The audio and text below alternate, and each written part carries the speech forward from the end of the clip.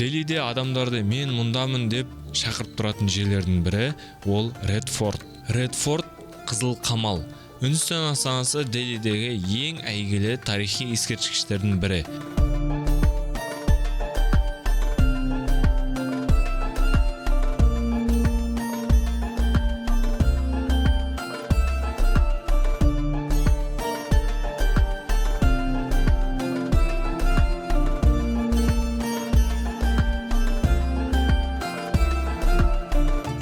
Индия астанасы Агра қаласынан Делиге ауысқан кезде салдырған екен.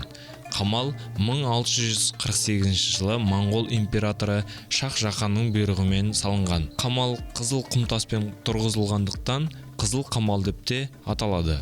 Мұнда кезінде Моңғол хандары өмір сүріп, мемлекетті басқарған. Бүгінгі күнде бұл туристер көп келетін жер. ЮНЕСКО-ның бүкіл әлемдік мұралар тізіміне енген тарихи орын.